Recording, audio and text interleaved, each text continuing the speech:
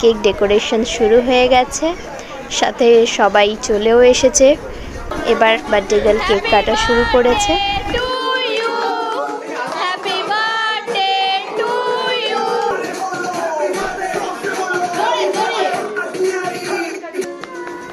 আর এই যে আমার জামাইবাবু আর এটা আমার দিদি, দুজনে একসঙ্গে মিলে কেক কাটিং করছে।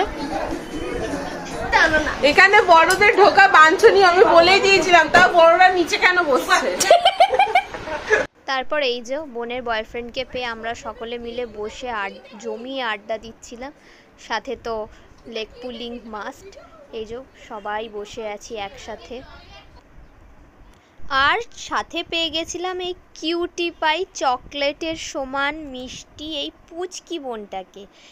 তারপর সমস্ত হই হুল্লোড় নাচানাচি শেষ করার পর এবার আমাদের খিদে পেয়ে গেছিলো, তাই আমরা আর দেরি না করে বসে পড়েছিলাম খেতে। এই যে আমাদের খাবার বাড়া হচ্ছে এদিকে, তো সবাই লাইন দিয়ে বসে পড়েছিলাম। আর ওদিকে তাড়াতাড়ি বাড়িও ফিরতে হবে, আর বেশি দেরি করলে বাড়ি ফিরতে সকলেরই দেরি হয়ে যাবে।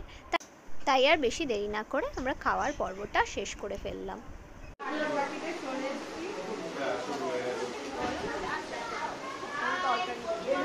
হ্যাঁ,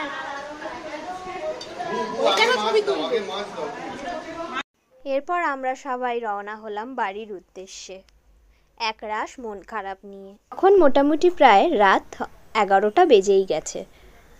হুল্লোড় নাচানাচি তো করলাম, তারপর যখন একটু দেরি হয়ে গেল তখন মনে হচ্ছিল যে এবার বাড়ি ফেরাটা একটু হয়তো সমস্যার হয়ে যাবে, গাড়ি পাবো কি পাবো না। তো শেষমেশ সেগুলো দূর করে আমরা অবশেষে গাড়ি পেয়েছিলাম আর ঠিকঠাক মতো বাড়িও ফিরেছিলাম।